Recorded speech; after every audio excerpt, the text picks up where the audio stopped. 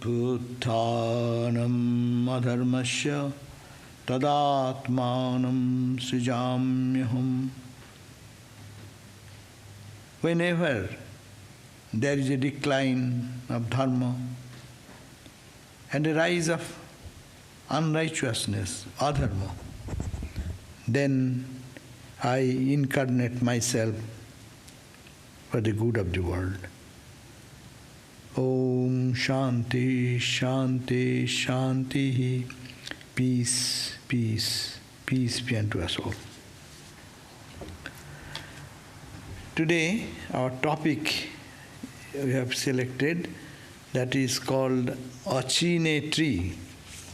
The tree, Achina, means which is not recognizable, which you see but cannot recognize. So Sri Ramakrishna, in the Gospel, this discussion came with M, the writer of the Gospel.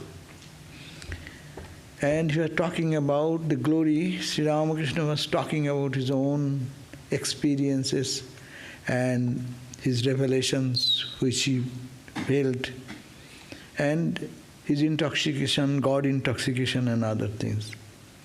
In course of that discussion, Sri Ramakrishna said, have you heard of a tree called Achina or Achine?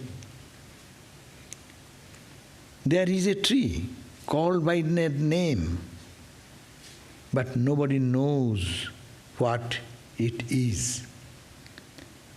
So this is the statement that there is a tree, and M, the writer of the Gospel, with intimately sitting with Ramakrishna, and Ramakrishna saying that have you heard that there is a tree which is not recognizable. You cannot recognize that. So, have you heard that? Then he pointed out towards him and showed that these are happening. What do you talk about that? What do you think about that? It is happening in my life. Does it match with anyone in the world before? Then M was talking. He said, likewise, it is not possible to recognize you, Ramakrishna. The more a man understands you, the more uplifted he will be.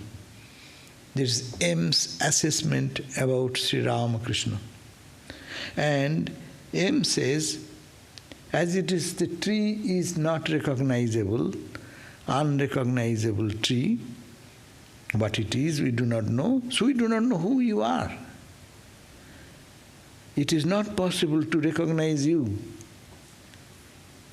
And the more spiritual life starts here, what is indicated, very deep implication here, that as the more a person understands you, the man Ramakrishna, who is playing in the body of Ramakrishna, the more uplifted he will be.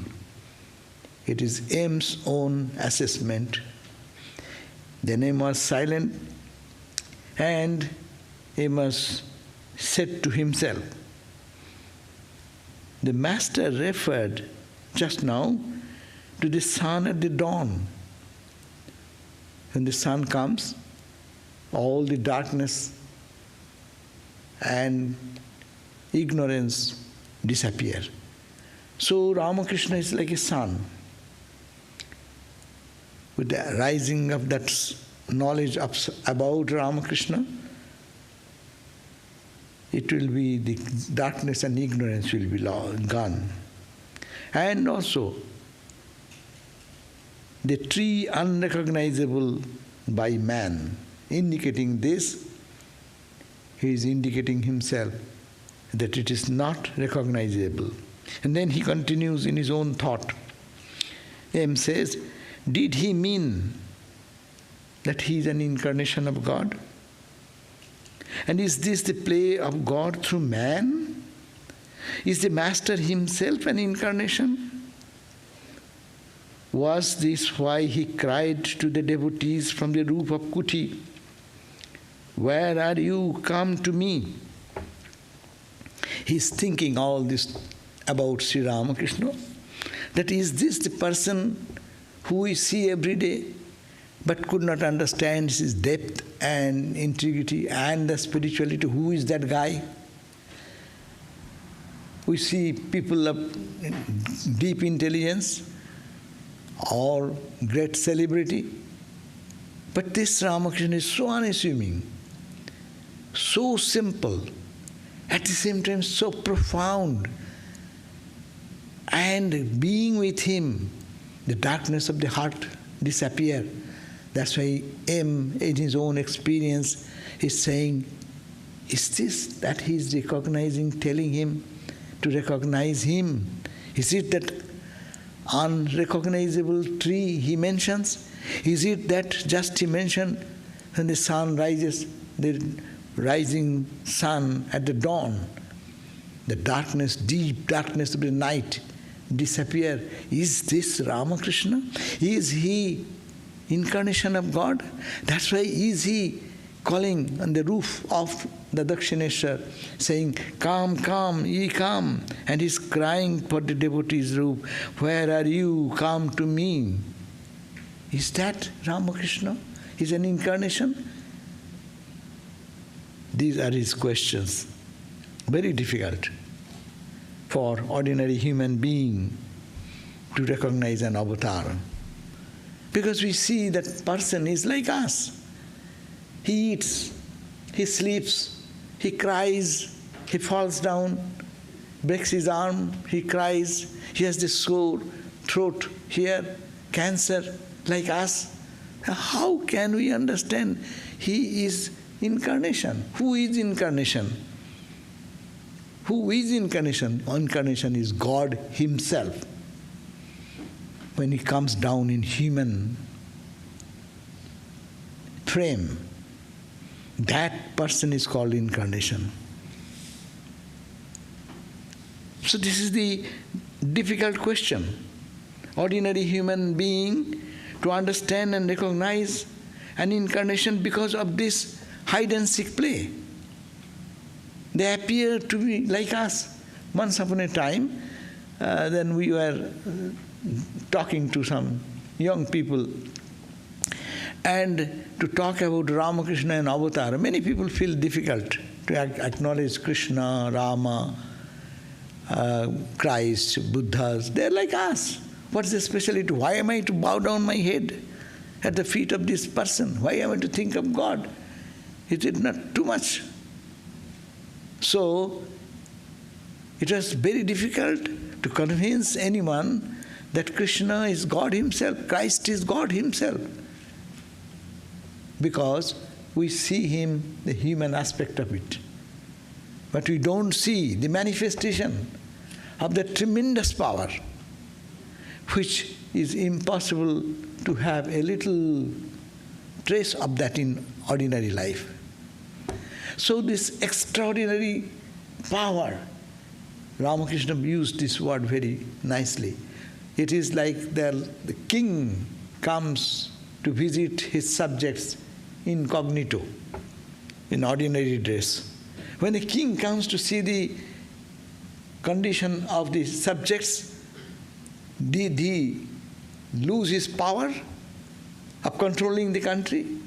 The power of determining what is necessary for the good of this country or whatever? He does not. So the Lord of the universe, who has created this cosmos, he by his own Maya sometimes comes down, and for the good of humanity, for uplifting everyone from the state where we are to a lofty level of our self or the experience of our own self, he incarnates and it comes and he calls, "Come, come, come, I am waiting for all of you. Where are you?" Christ said, "Come unto me, all ye that labor and are heavily laden. I will give you rest." Take my yoke upon you and learn of me. Learn of me. It is the question Christ is saying, learn of me. It is an arrogant expression appear to our ignorant people like us. What to know about you? You are a man like us. You could not save yourself when they are carrying you for crucifixion. And you are, learn unto me. What to learn? That is the point. For it is this, take my yoke and learn of me. For my yoke is easy and my burden is light. That's a different thing. But what he's saying, come unto me, and all ye that are labor and are heavily laden, I will give you rest. This is the incarnation. This is the power of incarnation. That this power, God himself comes down. Bhagavan, in the Shankara commentary, we always refer to that. It is said, who is the incarnation? He says, Sacha Bhagavan, that Bhagavan means one who has this extraordinary power, which no one has, creating the whole universe, that power. Extraordinary power to manifest it, to play in this world. So it is said, Sacha Bhagavan, that God, Lord, Jnana, Aishwarya, Shakti, Bala, Birja, Teja. These are the 6 qualities. Endowed with knowledge, extraordinary knowledge. He knows everything because from him comes the creation. From him comes this existence and reality as we see. He is of Aishwarya, divine, extraordinary divine qualities. The power, Shakti is the manifestation, all the Shakti. Wherever anything is manifesting in the whole cosmos, the micro or macro, wherever, it is his power. That strength. And then Bala Birja, the virility, enthusiasm, Teja, brilliance. All these, even this power he has. That Bhagavan, who has this extraordinary power, he comes down, Sampanna, being endowed with these qualities. Trigunatmikang Vaishnaving, by his own power, Trigunatmika, Sattika, Rajasika, and Tamasika, 3 qualities. He, with that power, Vaishnaving Shakting, that the power of the Vishnu. Vishnu means all-pervaded consciousness. That power of all-pervaded consciousness, Swang Mayam, that is his own Maya, his own magical power, his own magical strength. Not his borrowing from anyone, anything from anyone. That is that power. He exercises that power to veil, to cover his own experience, own who is he, and then creating this universe. So, Swang Mayang Vashikritya, controlling his own power, he appears. Though he is Ajo, though he has no birth, he is Abhayo, there is no end or destruction of him. Everything created in the world has a beginning and end. But he has no end, he has no beginning. And he is the Bhutanam Ishvara. Ishvara, the Lord. He controls. What? Bhutanam, not human. Not human beings. But anything has been created. The stars and galaxies are rotating by his cosmic command. The earth, sun, moon, planets, what's the question of this? Even the subatomic particle, everything is rotating by his command. That extraordinary power, that tremendous spiritual entity, he, Ishvara, he, Bhutanam Ishvara, is the Lord of the world. So Lokanugraham, Kurban, to serve people, to show compassion to people who are crawling in the darkness of ignorance and suffering and pain. For them, Nitya Shuddha, he himself is ever stainless and pure, eternally pure. Buddha, he is always awakened. There is no darkness in any time. Not that he goes to some ignorance in any point of time. Mukta, eternally free. Being of that nature also, he takes by his own magical power, takes a human body and comes again and again and again for the good of humanity. So this, why he comes? We all do work for what purpose? We have a need. No one does any work without need of it. You are hungry, that's why you cook. You are uneducated, that's why you go to university and schools. You need money, that is you go to do some job. You need some health care, that's you go to doctor and hospital. Without need. You want some joy, that's why you go for fun and singing and dancing. You need something always. Otherwise, you cannot have motivation of doing anything. But God, what is the motivation? He's asking anything? Any favor from anyone? No. It is sa prayojano abhavi. No need of his own. Bhutana manujigrekshaya. Only to purpose of having on people to kripa, compassion. Love and compassion. Out of compassion, he teaches this Vedic wisdom. This wisdom, the path. He says that Arjunayo, it is the introduction of the Bhagavad Gita. So Shankara comments this, that Bhagavan, that Vedic path to teach, he incarnates. It is for Krishna. But you look at the incarnation, all the incarnations. If we look at the incarnation, that is Rama, it is Krishna, it is Christ, it is Buddha, it is Ramakrishna. The same formula applies, that this Bhagavan, though no need, but they come incognito. Gita, Bhagavad Gita says that Abhujananti mang mudha manushing tanumasritam.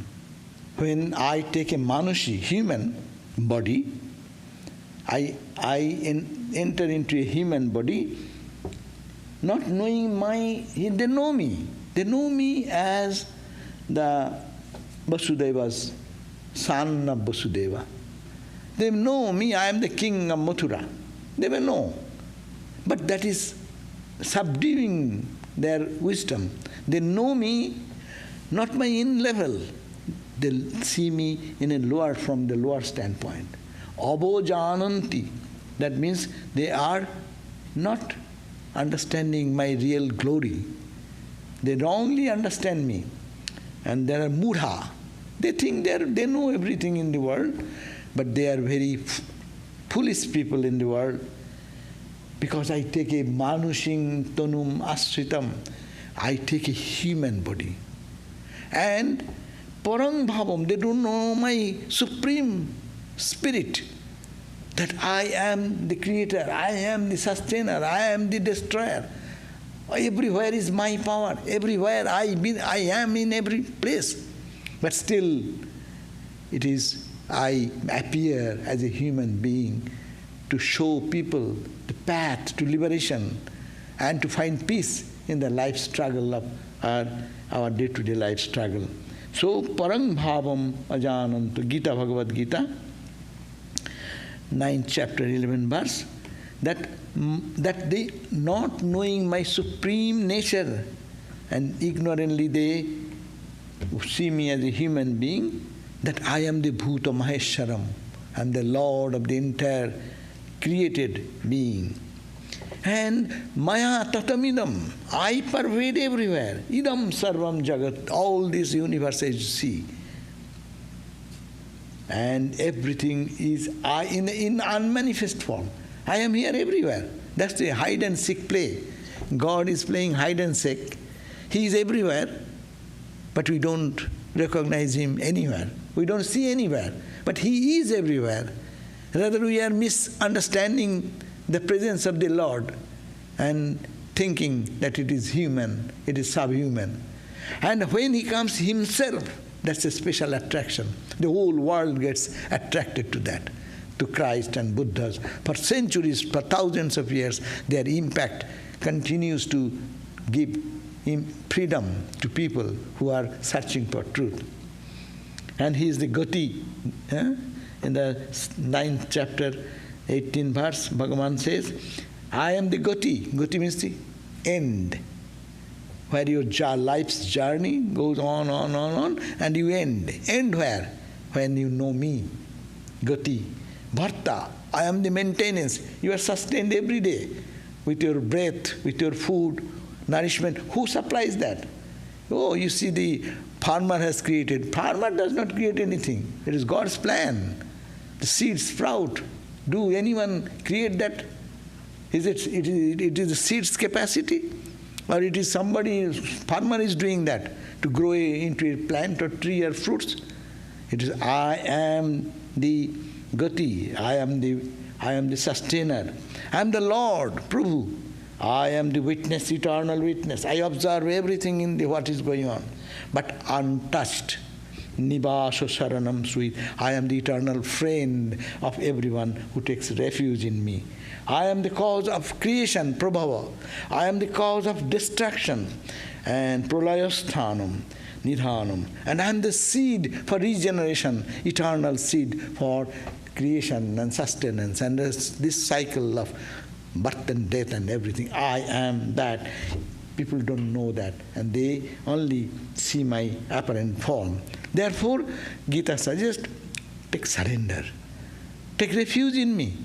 And manmana bhavo, keep your mind, think of me, that I am the creator, I am the sustainer, I am the destroyer, I am the source behind your thinking, I am the witness consciousness behind you, I am controlling everything, and you are also an expression of me. And recognize me. I come down. You will not be able to understand this great philosophy. But when you see incarnation, then our spiritual practice becomes easy. That's why Bhagavan says in the Gita that manmana bhavo. Keep your mind thinking of me.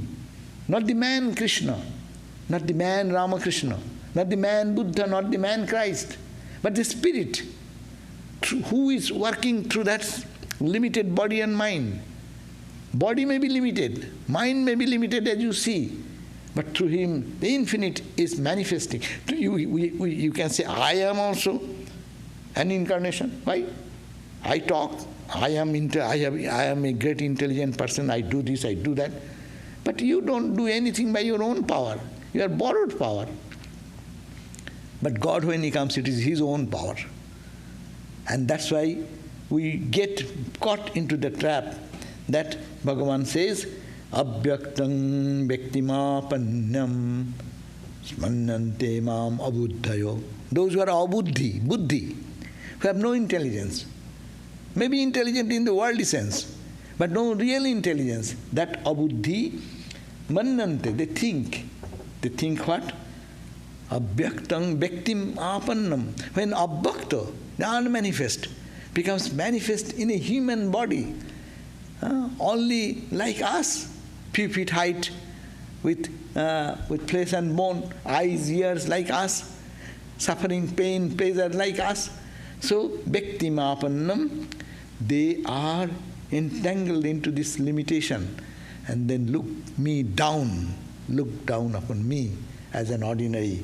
But Parang Bhavam, my supreme spirit, Ajananto, they do not know, which is infinite, absolute, Abhayam, Anuttamam, unparalleled and infinite, undestroyed reality. That is me. But sometimes, though this is unrecognizable, but some people can understand. But it still remains the secret to the pure soul who can understand them. Ramakrishna said, once in Ramakrishna's life we find that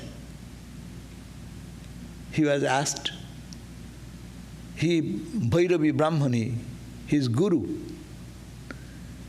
she said that I see all the expressions of an avatar in Ramakrishna. When he said that, then Mathur Babu, who loves Ramakrishna very much, but he is a logical person. He could not believe that why Ramakrishna is a good guy.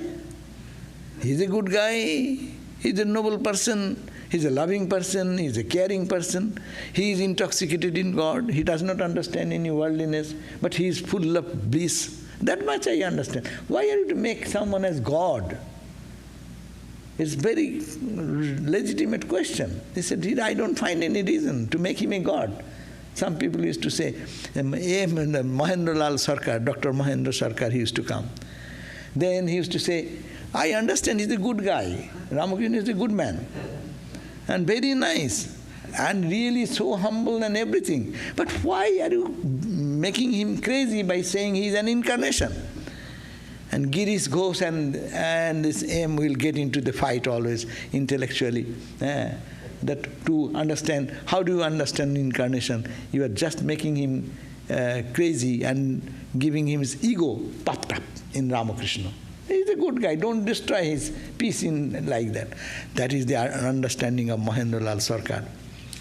But Sri Ramakrishna was praised by many people, understood that he is something. So we find that there was a great debate about it, and Mathur, the landlord, he said that I also, towards the beginning, he's a good man, but an avatar, don't bring that idea of avatar. God himself come down. This man who is physically so weak, cannot touch this, cannot touch that, so much limitation, and he is God himself. Don't make that fussy thing. Then he said, okay, the Bhairavi Brahmani was a scholarly lady, and he was a guru, a teacher. She said, okay, call a conference of the Pandits, the scholars. In front of them, I'll quote all the symptoms, what is found in his body, they represent that impressions are found in all the incarnations. Bring a conference. And actually he called a conference of the scholars of that time who are adept in the Upanishad and Bhagavad Gita and Tantra and all the scriptures. There, that conference, then Ramakrishna is sitting like a child. And both people are discussing among themselves. Pandit is saying like that, oh no, this cannot be his symptom. And that Bhairavi Brahman is saying, yes, this is the quotation in the verse number such and such, in such text. And you see this symptom. That this symptom is manifested in his personality. So, and pointing out everything and trying to prove one by one. And that Gauri Pandit, he says, a great scholar, first proclaimed Sri Ramakrishna as an avatar. After discussion with him on the scholarly basis, he declared that, and he not only recognized that he is not an ordinary person, he is not a god. There is a song. You can view Ramakrishna in so many ways. That song says, that someone, keho bale tumi sadhuk pradhan, keho dai tuma devatar man. Some look upon you that you are a good spiritual practitioner. He did 10 years of intense, 12 years of intense spiritual practice. There is no one who can do so much. Okay, you can respect him by, oh, he's like a god. He always lives in the realm of God consciousness. He's like a god. But that is nothing. You are only understanding a little speck of his reality. So Gauri Pandit declared, he's a great Pandit of that time. He says, does not mean ordinary thing. He says that, yes, proclaim Ramakrishna as avatar. And later on, coming in contact, see the transformation of avatar. What avatar can do, what we cannot do. If a person comes to you whole life, what is the transformation in the life of the other person? But coming to Ramakrishna, transformation starts. And what happened? This Gauri Pandit, with the blessings of Sri Ramakrishna, became a renunciate monk and gave up everything for God and live that life. It's an instant transformation coming in contact with when God talks, God's presence. God, they can touch you, transform you. Look at you, transform you. And that total transformation. Narayan Sastri, another great Pandit, mastered in 6 systems of philosophy, who was offered a lucrative post by Maharaj of Jaipur, met Sri Ramakrishna and recognized in Sri Ramakrishna what the scriptures want to express as the full manifestation of God. Pandit Padmalochan, that time the court Pandit of Maharaja Bardhaman, well known for his scholarship on Nyaya and Vedanta philosophy, accepted Sri Ramakrishna as avatar. Krishna Kishore, the Vedantic scholar, became a devotee of the master by coming in close proximity of Ramakrishna and trying to understand him. Vishwanath Upadhyay, as a captain, high officer of a kingdom of Nepal, a scholar of Gita, Bhagavad, Vedanta, etc., said, Ramakrishna seems to be the embodiment of the truths of all the scriptures. Vaishnavacharan, the famous Pandit, leader of Vaishnava society, declared in agreement with Bhairavi Brahmani, Sri Ramakrishna had undoubtedly experienced Mahabhava, a sign of the rare manifestation of God in man. Mahabhava means the great mood which Srimati Radharani had for Krishna. He says it is only in Ramakrishna we find that. Gauri Pandit, he says, is that all Vaishnavacharan to say about Ramakrishna? Then this Pandit, Vaishnavacharan, has understand very little. I am fully convinced that you are that mine of spiritual power. It's a very powerful word. He's talking about Ramakrishna, this great Pandit, Gauri Pandit, that what Vaishnavacharan, a great scholar, he has declared you as incarnation only. But I am fully convinced that only you are that mine of spiritual power which descends, only a small fraction of which descends on earth from the time to time as incarnation. It is called the avatari. It's a Sanskrit word, from which all the incarnations come. Incarnations come from that source. You are that source. We find that Ganga Mai is a Vaishnava devotee, lady devotee, Vaishnava devotee, as reincarnation of an intimate attendant of Radharani.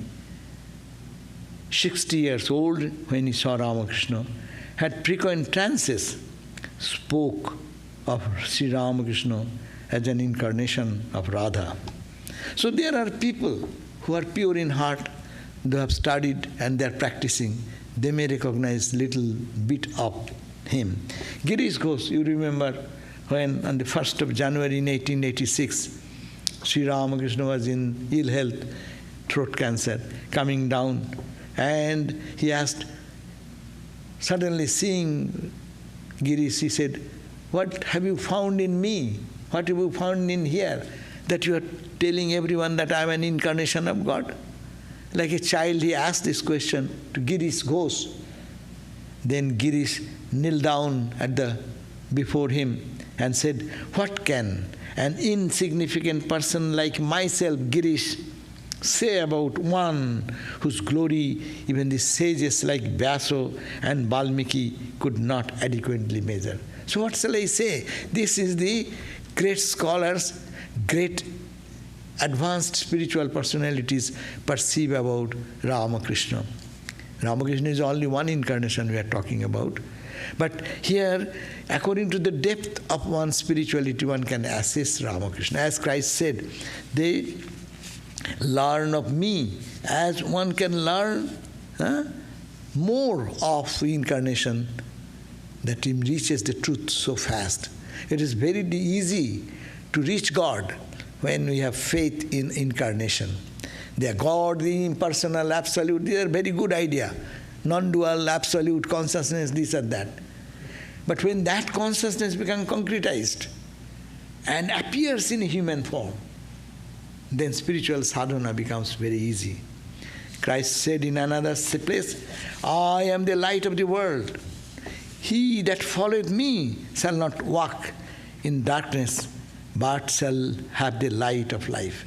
See, I am the light of the world. It is sometimes God, when they incarnate, they express. It appears to others like an egotistic person. And I am the light of the world. You are the light of the world. And you cannot save yourself.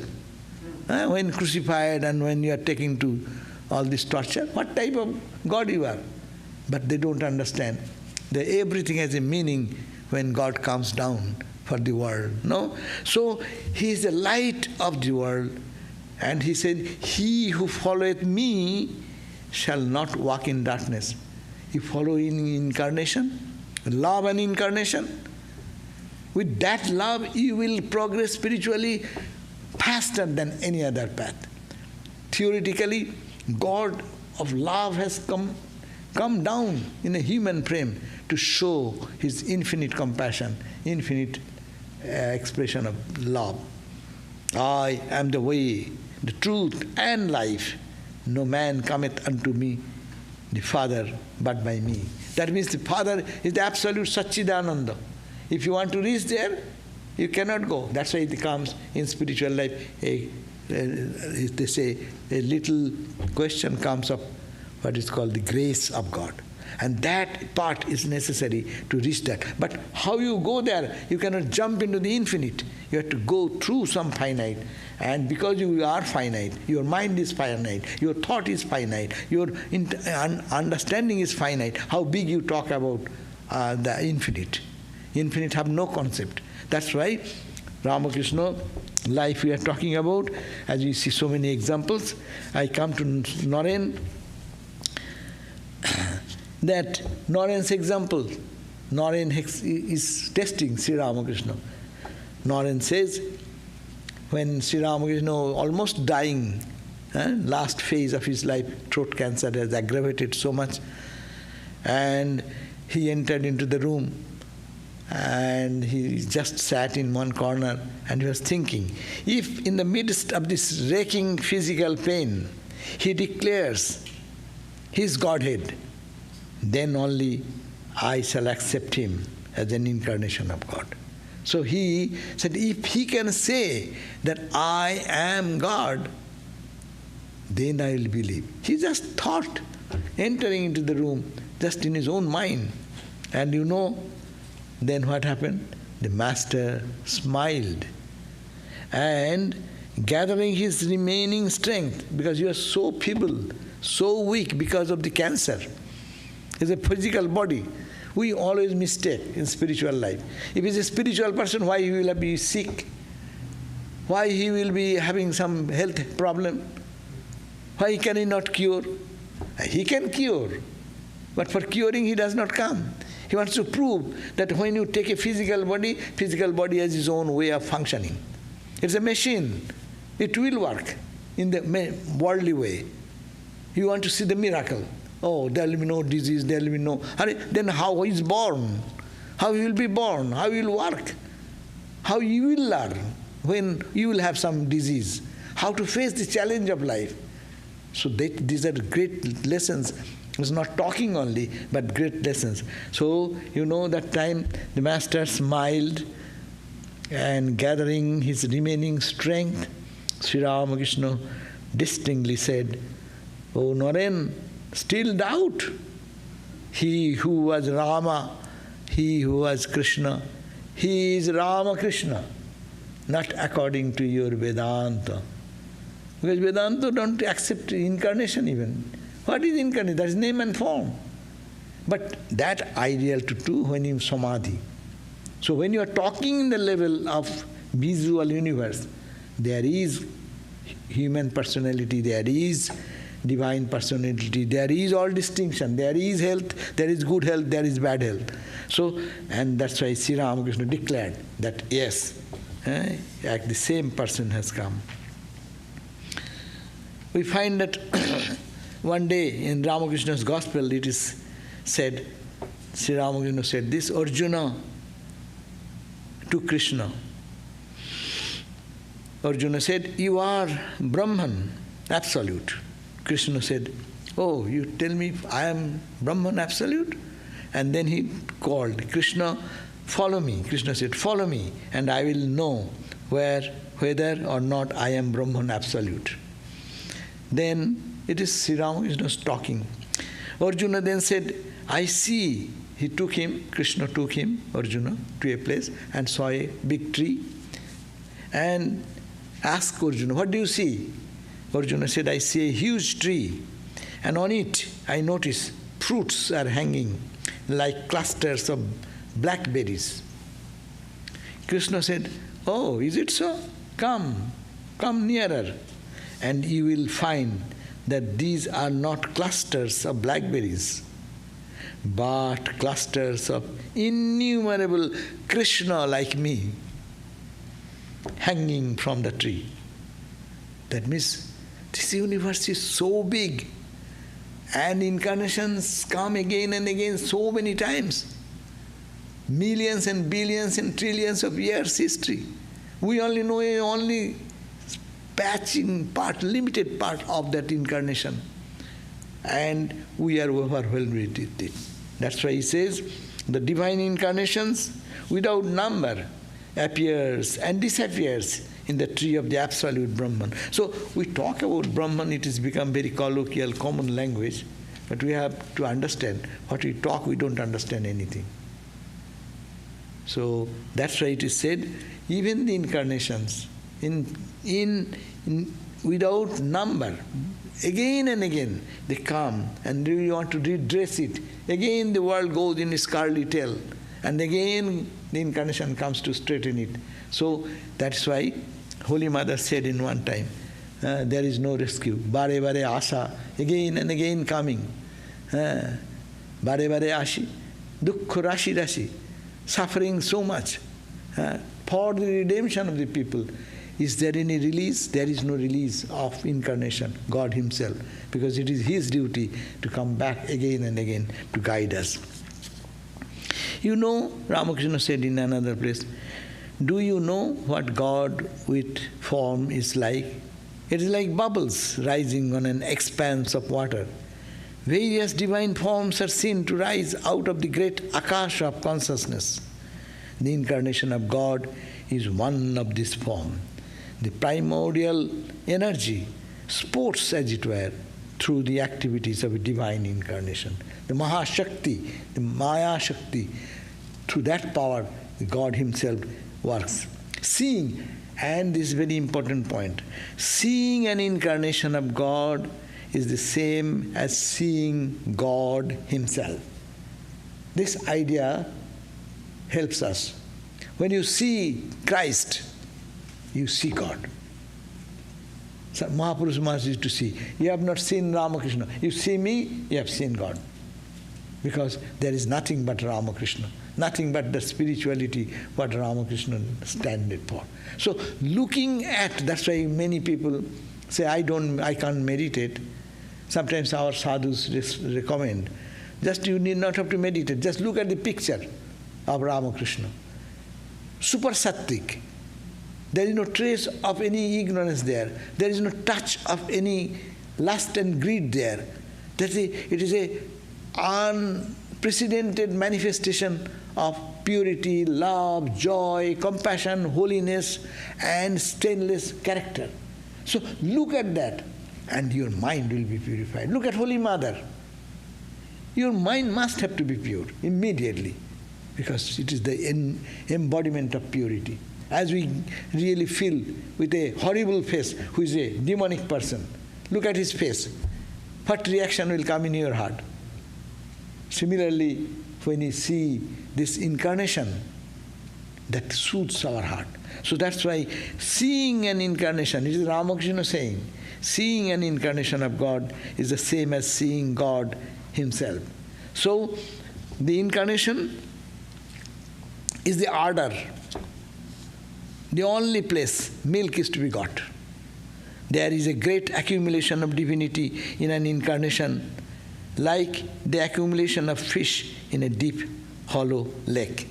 Ramakrishna is saying, the cow is a big cow, but you have to find the milk, you have to touch the udder. So similarly, incarnation is like the grace flows to the body of Ramakrishna, to the life of Ramakrishna, to the life of Christ, to the life of Buddha, because the same person comes again and again to redeem the suffering of all. So this is, but it is we, ordinary people, have no concept, we don't recognize. So, incarnation, rishis followed the path of jnana, but those who follow the path of devotion, Ramakrishna is saying, they seek incarnation of God. To enjoy the sweetness of bhakti, only the 12 rishis could recognize Rama. When Rama came, God himself, only extraordinarily pure few rishis, seers of truth, they could recognize that this pure manifestation. But for most of us, it is covered with ignorance. But great benefit is there if one follows incarnation. That many people may question, this is the question for all of us, why shall I bow down my head to a person who is like us? But that is ignorance. This, yes, a night lamp is also lamp, and sunlight is also light. This is also light, that is also light. Two light are same. Yes, in the context of light it is same.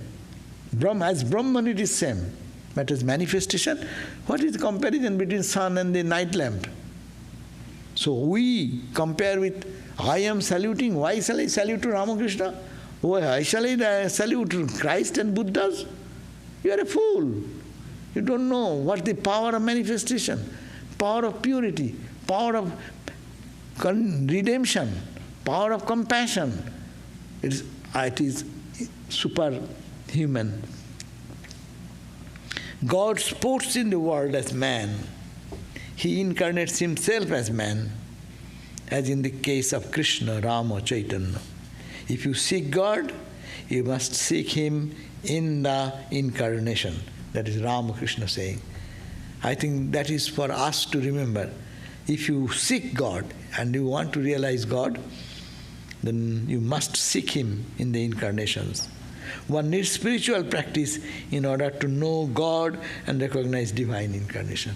It is not possible for anyone to understand unless one does great spiritual practice.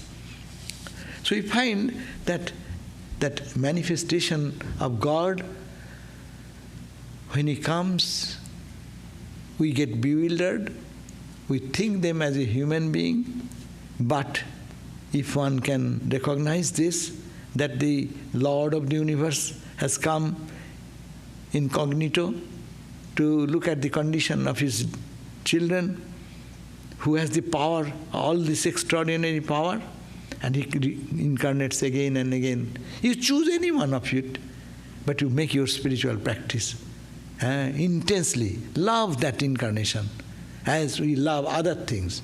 Love Christ, love Krishna, whoever you like, whoever your mind chooses, or God gives you through your guru. In ages again and again and again, these have been demonstrated. I'll give you 2-3 stories here. One time, says Ramakrishna, we acknowledge Ramakrishna in our tradition. Ramakrishna is incarnation, and he is the incarnation of same reality, who was Rama, who was Krishna, and is all the religious ideas, is this consummation of all ideas. Swami Vivekananda says, 5,000 years of spiritual sadhana of whole of India and its Vedic civilization, he is the embodiment of that. Rabindranath Tagore says, all the streams of different spiritual sadhanas have mingled into your life. Today is Rabindranath's birthday. Bahu sadhaker, bahu sadhanar dhara, dhyane tomar milito hoyeche tara, tomar jivane ashimer lilapathe, notun tirtha roop niloye jagote. A new pilgrimage, place of pilgrimage, had taken shelter at your feet today. Bahu sadhaker, all the diverse types of spiritual aspirants, bahu sadhana, the innumerable practices they have adopted, all have mingled into your own life. Means he has done all this, and in his life become a new pilgrimage. We can all go and sanctify ourselves. So here we find one story, is very interesting story. Sri Ramakrishna, Swami Turiyananda. Swami Turiyananda is the disciple of Ramakrishna, you all know, Hari Maharaj. So he once went to Puri, Jagannath. And Jagannath, he was going to see the Jagannath in the inner sanctorium, and he was seeing from it, climbing the steps, and suddenly he found Ramakrishna appeared. And Ramakrishna is standing there as without any cloth, body, upper body. And only big garland is hanging on his neck. It is a mystic vision. So he saluted immediately, lay flat there and prostrated before Sri Ramakrishna. And then when he stood up again, no Ramakrishna, nothing. It is all as usual, the steps and things. So he went up, and went to the inner shrine. And you know Jagannath is a picture where there is eyes, and not real eyes, no eyelid. Hand, not the total hand, a part of the hand, meaning he is infinite, to express that idea. And as he entered there, he found that the same garland, what he saw in Ramakrishna's neck, entering into the inner shrine, he saw the same garland is hanging on him. To understand, he is Jagannath, Nath of the world. It's a mystic thing. It has been related by some Swami. We find that same story goes on for Sri Chaitanya Dev. Sri Chaitanya was intoxicated in God and used to cry and weep for God. Then when he was in the Puri Jagannath, he wanted to embrace the Lord. Then almost he was going to be beaten by the priests. And Vasudeva Sarvadevananda, who was the court pandit of the king, he was standing there. And he saw a God-intoxicated man, so he stopped the priests not to do anything. Then he took him, and he was impressed with Chaitanya's life. He was so intoxicated in God, always crying and weeping and horripilation coming in the body, getting into samadhi-like picture. Then he said that, you are a monk. Why are you weeping and crying like this type of weeping and crying? You should check your emotion. I will teach you Brahma Sutra. So, and he said, yes, sir. But he's what a great Pandit, Chaitanya. But such a great Pandit of Naya, the logic, neo-logic. And he does not know anything. He sat, and the Pandit is teaching him the Brahma Sutras and his explanation. But at the end, 1 day gone, 2 days gone, 3rd day, he does not say anything. He just sits like that. And then he said, hey, what? Am I talking to a person or a piece of wood or what? You don't respond. You don't say yes. If there's a question, have you any question? Then he said humbly, sir, I understand what the Veda Vyasa has said in the Brahma Sutra. I understand what Shankara has explained. But sir, I don't understand what you are talking. And then he was really, at that moment, and Sri Chaitanya stood up, and with a mystic vision came to Vasudeva Sarvabhauma. He saw, it is not Sri Chaitanya, but it is the 6 arms. One part is Krishna, one part is Rama, another part is Sri Chaitanya in one body. It's called Sarvabhuja Darshan. 6 arms, vision of the 6 arms. So it is, incarnation comes occasionally to some people, they show their divine manifestation this way. So Swami Vivekananda, that's why when he was asked to talk about Ramakrishna, He said, I am incompetent to talk about him. If I speak, I will make a mistake. And instead of creating a divine image, I will make a donkey or a monkey. So he even scared. But when he says, do you know who am I? He says, Kurmastaraka Tribhuvanam Utpatayamabalat. When he says, related to Ramakrishna, he says, in one sense he says, I am incompetent to speak about. But when he speaks about Ramakrishna, he says, I will crush the stars, throw away the earth into a void. Do you not know who am I? I am the child of Ramakrishna. That means you see the spirit, Ramakrishna, that spirit, not the man Ramakrishna, but the spirit Ramakrishna, the incarnation. That's who comes in the world, and incognito, they move in the world, and we don't recognize them unless they are kind enough to reveal into our life. So, loving incarnation is a way of God realization. Thank you.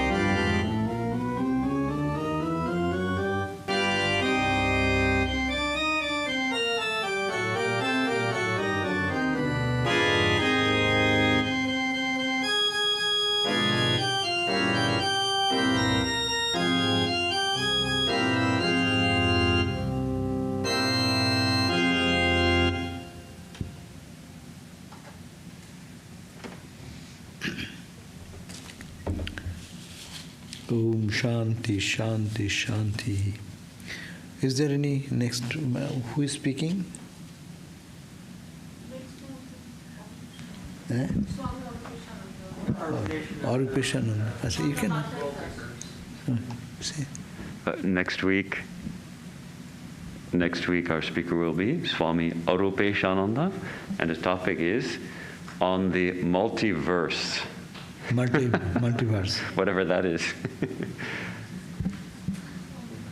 Any questions, comments? Any question?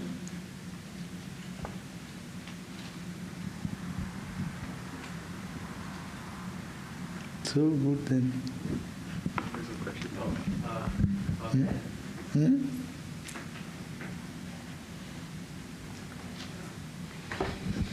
Oh, I'm just wondering for the incarnation. It's like you have visual image first, or you have what kind of movement within ourselves, so you understand your incarnation.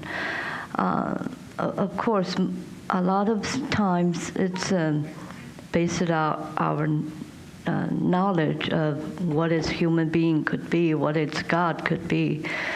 what is divine could be, but how we can understand our own movement within ourselves. Movement means what? What type of movement you? The process, the maybe even the inner battle. In the spiritual realm you're experiencing. Yeah, see, if we think of holiness, holiness will come into our mind. If we think of peace, peace will reign in our mind. If I think horrible thoughts day and night, even dream will be horrible. And if we think of Christ, Buddhas, Ramas, Krishnas, like those who are avatars, your mind will be in peace, your mind will be in joy, your mind will be clear about the world's impermanent and permanent things. That is the transformation will happen if we follow that pure manifestation of the Lord. So that is the thing we can understand by every day, by thinking of that purity will come. We need not have to think of purity, but their body is made in such a way, purity percolates through their very expression, through their eyes, to their smile, to their eyebrows, to their hand, to their very... Look at the pictures. Just look at that. These pictures, that itself is an expression. See, our face, we say, is it not? Face is the index of mind. No? So this face, what you are thinking will manifest here. And they have done so much saturation. They come, they God themselves. Even forget that. They do the spiritual practice in such a way. They generate that energy in them. And that energy is for the good of the world. Look at that. Christ came 2000 years. Is the impact of Christ less today? Think of the population in the world. Think of Rama ruling all over the world. Billions of people. That means that is the distinction between a holy person, an incarnation, a godly person. Impact is the question. Saints are also there. What is the impact of saints? You can think of saints also. But saints' impact is localized. Those people, only few people, they know in that state or that country, that position where they are born. But incarnation expands everywhere. It like a bonfire. It goes and sparks, and then it illumines the heart of the people. Goes on. And it is for the good of the world to counterbalance the negative forces. These are the... So transformation will come here. You will feel more and more peaceful. Even in the trials and tribulations, if we look at them, their peace, their serenity, their purity, their love, their compassion, all will affect our own personalities.